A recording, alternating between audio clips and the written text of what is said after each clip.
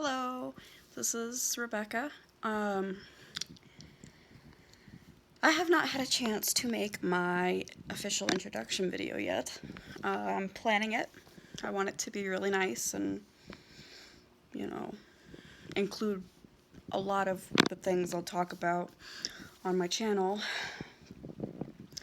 But I have learned that sometimes spontaneity is the best way for me to get my point across. So, there will probably be a lot of videos like this one where I have a thought in the middle of the night, or I see something and the feelings are still raw, and I feel I can talk about it and be honest and not. Because sometimes for me, especially like after a little while, the feelings kind of go away, or they subside, or they go somewhere else, like they hide out in my brain or something.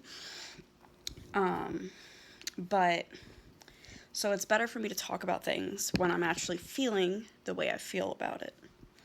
Because otherwise I forget, or, like something happens and then I go to therapy and it's like, why was I upset about that? Like, this sounds crazy, but it's the way my brain works.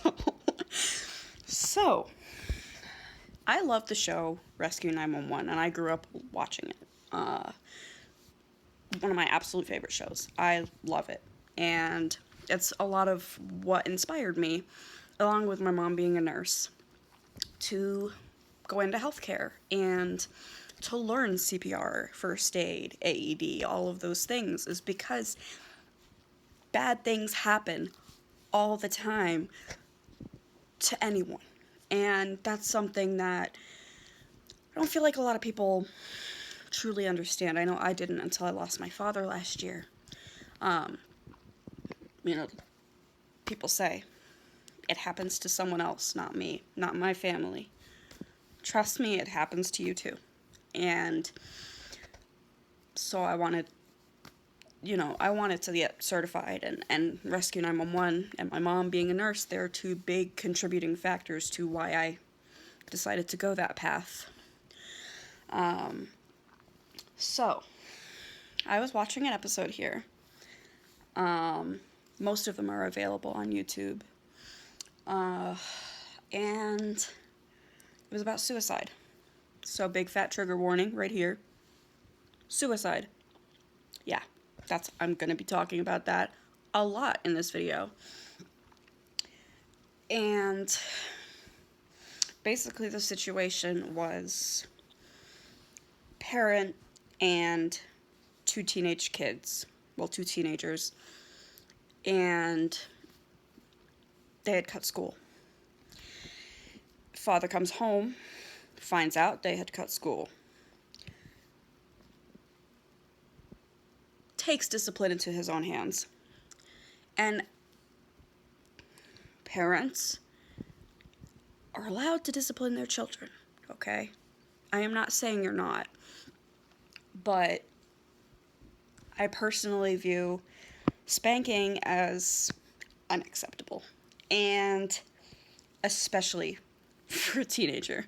This kid was 17 years old. So the father spanked the teenagers, and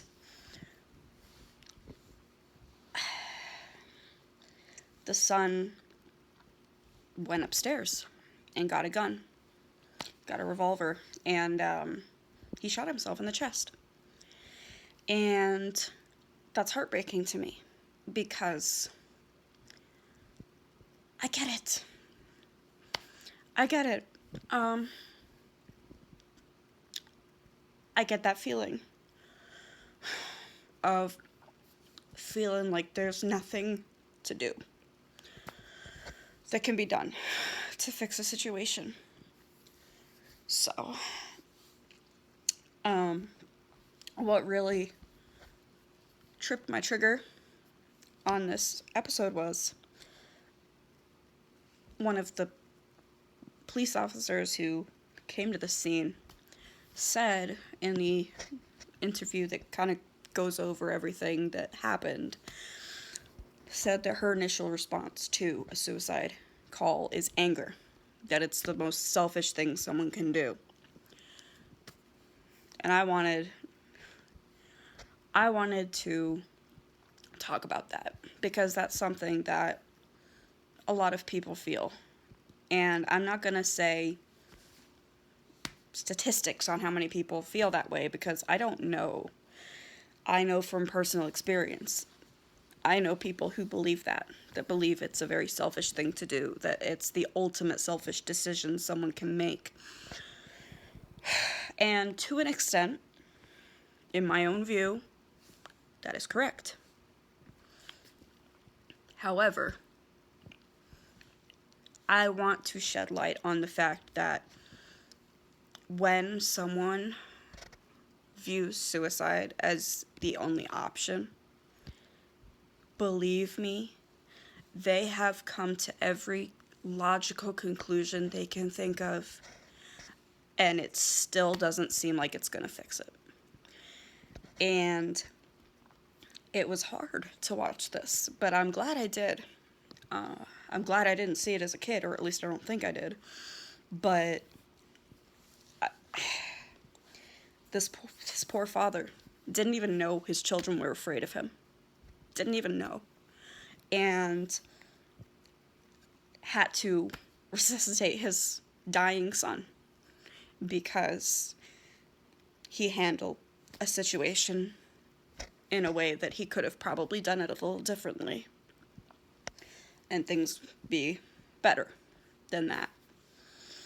And I don't know, like, it burns my insides. Like, I get pissed off when people say it's such a selfish thing to do because the emotional part of me is sitting there screaming, you have no idea the pain it takes to make someone believe suicide is the only option. And that's something people don't talk about because it's uncomfortable. It is. It's a very uncomfortable thing to talk about, is wanting to die. And a lot of people are afraid of death. I can tell you I'm not. In my own experience, I have never attempted, come very close, many times, but never attempted. I know people who have attempted. My sister has. She's also borderline, and I plan on making videos with her in the future, but we don't live together, so, you know,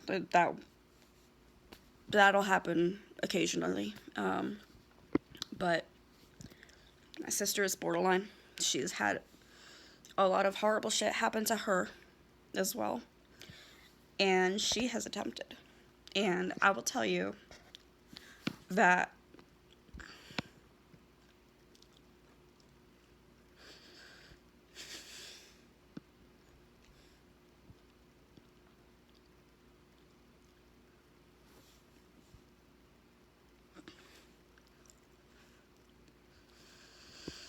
as an older sister, I feel like it's my job to be there for my siblings and for my mom.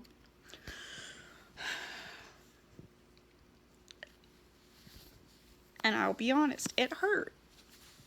It hurts. When she has in the past, it hurts. And it makes me feel like I've done something wrong. That she feels she can't talk to me about things. But I know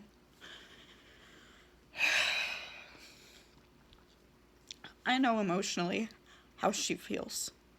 And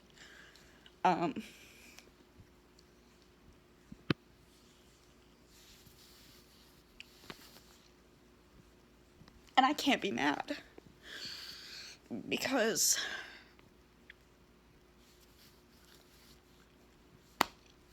I get it. I know, I've been there. And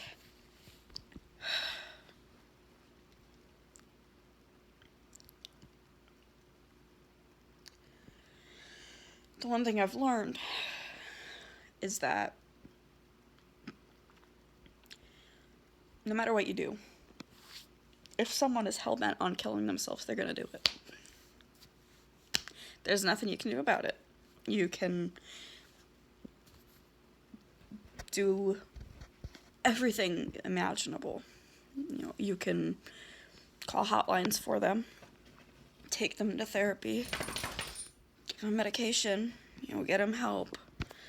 But if someone is hell-bent on suicide, don't blame yourself if they do it. That, it's sad. It is sad because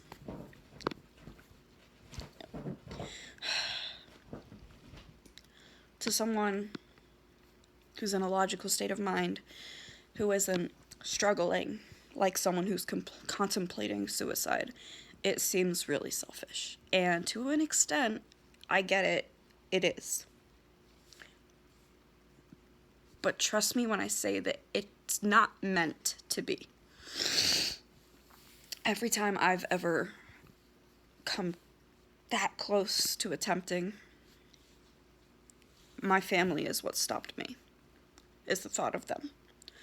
I remember very, very distinctly, there was one time, oh God, maybe 3-4 years ago now, before I got really, really involved in a therapy and started a specific kind of therapy that really helps with borderline. And I was so suicidal. It was awful. Like, there's something called seasonal affective disorder, or SAD, which is the perfect name for it, because it's basically seasonal depression. And for a long time, I thought I had that. And I might. I don't know. That's something that I've never really brought up with a therapist, because I have so many other issues that need to be talked about first. And through therapy and through fixing other issues, I have gotten better. And winters aren't always as difficult for me now. But that winter was awful. And I remember just sitting in the back of a car thinking, when I get home, I'm gonna kill myself. Because I can't live like this anymore. I can't feel like this anymore.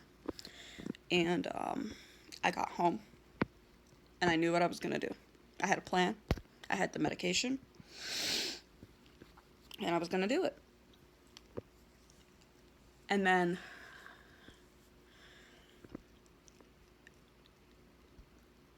a thought came into my head. And it was, it's my baby brother's birthday tomorrow. How would he feel if he woke up on his birthday and found out that I had killed myself? And that took me into a whole spiral of questions. He would think that I didn't love him. Would he think that I didn't care enough about him to be there for his birthday? He would always associate his birthday with me killing myself. He would never enjoy it again. Those are the kind of thoughts that came in. And that's what stopped me. And I just had this massive breakdown. I just lied on my bed, grabbed my teddy bear, and I just, it was a hideous, hideous night. But that's how it is. It's tunnel vision.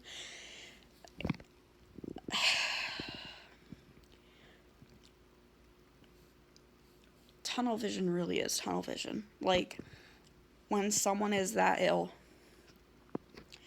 when someone is in that much pain and they truly do believe that suicide is the only option, they don't see anything else around them. Nothing. I'm very blessed that I'm resilient, that I am able to take pain and turn it into strength. Because if I wasn't like that, I would not be here right now.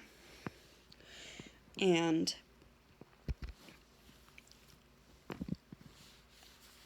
I'm so thankful that I have parts of me that don't want to die, even when I feel like that's my only option. Because I remember being as young as 12 and thinking about it and hearing, no, you have so much more ahead of you. No, this isn't okay. This is not the right decision to make. Because I've had suicidal thoughts for, God, probably 10 or 11. I was 10 or 11 when I started having suicidal thoughts. And at some point you get numb to it. It just kind of becomes your norm. And when that happens, anything happens in your life that hurts or that's inconvenient, or the fact that you have to get out of bed every day gets so overwhelming that nothing makes sense anymore. And that I don't want to say give up, but you get to a point where you're able to look death in the eyes and say, I'm not scared of you. And I'm sorry, that takes a lot of courage, because so many people are scared of dying. And if someone is in that much pain that they're able to seriously sit there and say, I accept death. I want death. Maybe then I'll find peace. That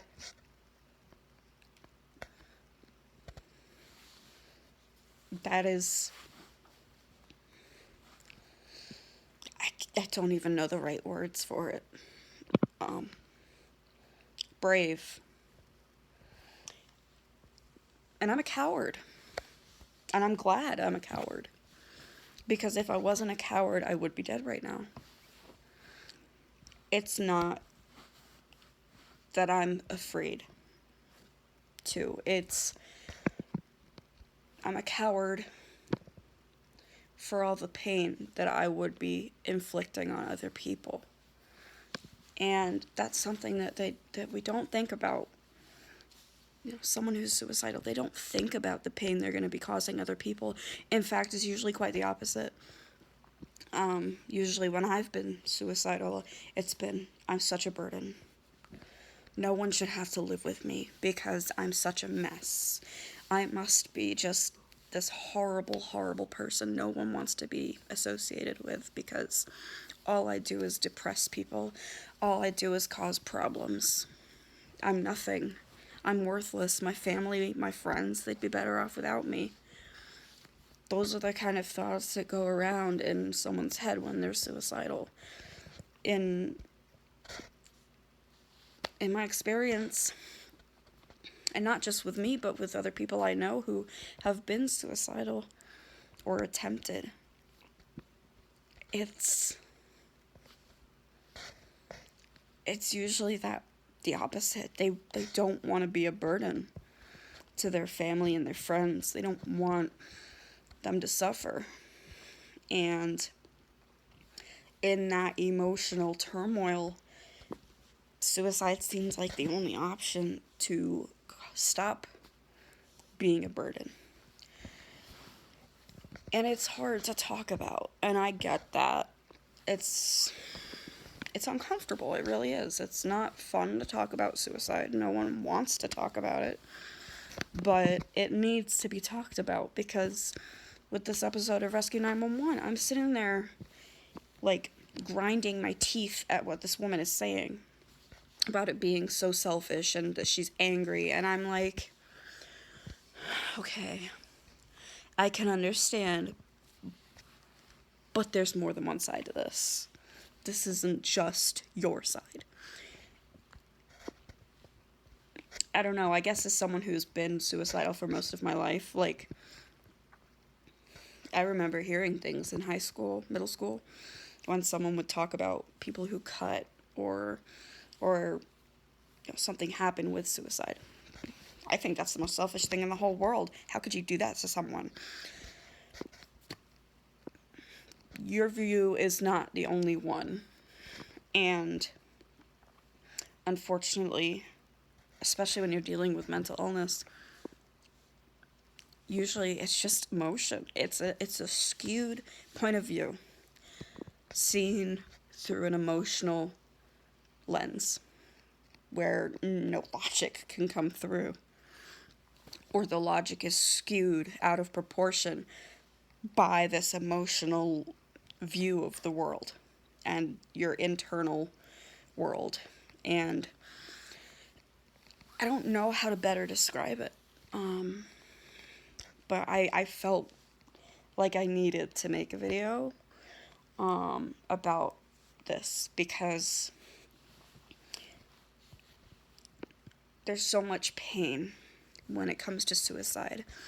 Not just for people who commit it, but for people who are left behind.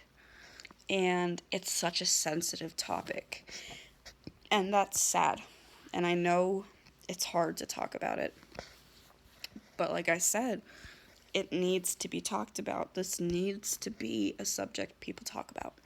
Because if it's not talked about, it's always going to be this taboo thing that people are going to be pissed about, and that, no one's going to truly understand that the person who does it is in so much pain. And I guess if you've never been suicidal, you can't truly understand. But logically, you can try. And that's another thing. I've seen things on, like, sites I follow, or Instagram, Facebook things I follow surrounding mental illness, and people post things that are like, I say, hey, I feel this way, this is how I feel, blah, blah, blah, blah, blah, and then people are like, oh, you're just looking for attention, oh, just be happy, it'll be okay. And then, they commit suicide, and everyone's like, oh man, I wish they would have said something. Well, double standard, because they tried, and you weren't receptive to it. And that shouldn't be the way it is. Like, if someone needs help, they need help. And sometimes, the kid in this episode, he said, I'm the kind of person who just bottles everything up, and then eventually the lid pops off and it explodes. And that's what happened to him, was he got to a point where he couldn't deal with it anymore, and he was done. And in an emotional crisis, he decided that's what I was going to do. And that's something I want to touch on as well, is, this show was made in the 80s and 90s, I believe. Like, this event happened in 93, I think. And so, psychology and awareness for mental illness has progressed a lot in that time period, the past 20 years, 20 and 20, 30 years, and but it's still nowhere near where it needs to be. And if people talk about it, that'll inspire other people to talk about it, so that people who feel that way don't feel alone. Because when someone feels that way, they usually do isolate themselves because they feel they can't talk to anyone about it, because they're scared of being a burden. And so communication is a huge, huge thing in any relationship. And for a long time, I was not good at communication. And sometimes I'm still, like, terrible at it. Like, there are some times where I'm like, oh God, Rebecca, did you just say that? Oh my God, Rebecca, did you just do that? Like, sometimes I like I just facepalm at myself and I go, oh my God. Like, so I completely get it. Communication is a really hard thing, and it can be really hard to learn. But if this family had just been open and communicated with each other, maybe they could have gotten him help before he got to that point. And I just think it's sad, because no one deserves to go through losing someone to suicide. And I don't like to say people commit suicide, because they didn't. I don't think it's a crime. Usually when it's like homicide or murder, they're like, oh yeah, they committed murder. Committing suicide, they died by mental illness. They died by feeling like they couldn't fix it any other way. And it's just sad, because if the father had known that the kids were scared of him, like, if the son felt like he could go to his father and talk to him about this, like, about these issues he was having, and the fact that he did just bottle up everything inside, maybe things would have been better. Maybe he wouldn't have attempted. And it's also sad, because especially for men, like, that's something I want to talk about as well on this channel. Men and mental health. People are so mean to men about their mental health. Like, it's like, be a man, be strong, toughen up, like, straighten up that upper lip, like. And I hate that. I hate that so much, because men are human beings too. They feel just like we do. Like, men and women are different, but we're still emotional people. We're human beings, and your gender doesn't change that. So that's another thing, is that could have been a contributing factor. I'm a man, I have to be strong, I have to tough it out, like, I can't cry. And that's bullshit. It's bullshit. Like, you can cry if you need to. I'm here. I'll cry with you. So I don't know, I felt like that was a really important video to make. Especially when I do feel this way. Like, oh honey, life with me, it must be a joy. But yeah, I don't want to ramble on too much longer. This video is getting to be pretty long, but I felt like it was important. So I just wanted to, final message here. Yes, people who are left behind with the pain of someone having died by suicide, they can view it as selfish, and they have a right to be angry. But don't feel like it's because they hated you or they wanted to hurt you, because that's usually not the case. It takes a lot of pain for someone to feel like that's the only option they have. So be open. Be open to communicating. Communication is key in any relationship, whether or not that's a romantic relationship, a sexual relationship, family, friends, like, doesn't matter. Communication is huge. So be open to communicating. Be there. for the people you care about. Don't pick on people if they have issues. Just be a nice human being. Like, just be kind. And for anyone who does struggle with mental illness or suicidal thoughts, look for help. Look for help, because you deserve help, and it's not fair for you to have to walk around with all that bottled up inside of you. I did that for a long time, and it's not necessarily anyone's fault. I just wasn't at a point in my life where I could get help. So I get it. I get the fact that, I get the feeling that, you can't talk to anyone or you can't do anything about it, but it's not true. I'm going to provide links in the description of this video to a couple different suicide hotlines, and you can text at least the National Suicide Hotline. I know that for sure. I think you text HOME, like HOME, to 741-741 if I remember correctly. But I will include that information in the description, because I feel like that's so important for people to have access to that kind of resource.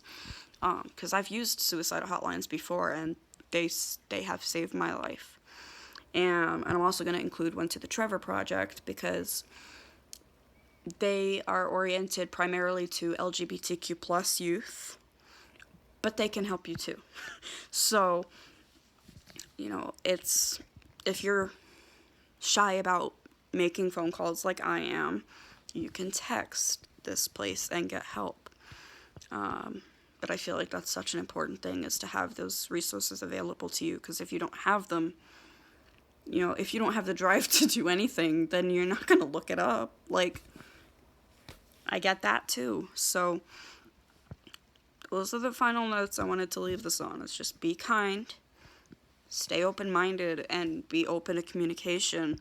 Don't pick on people if they're having problems. Don't tell them, oh, you can't cry. Oh, just be happy. Everything will be okay. Because to someone who's struggling like that, your optimism makes things worse. Like, and I'm not saying that to be a bitch, but anytime I've been told, oh, just be happy. Oh, it's gonna be fine.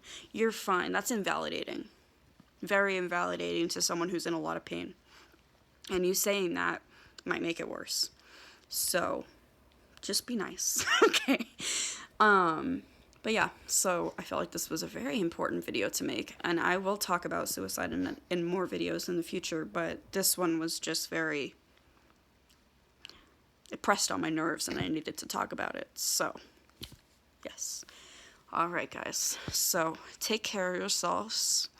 Love yourselves, because that's so important. And I will see you next time. Bye.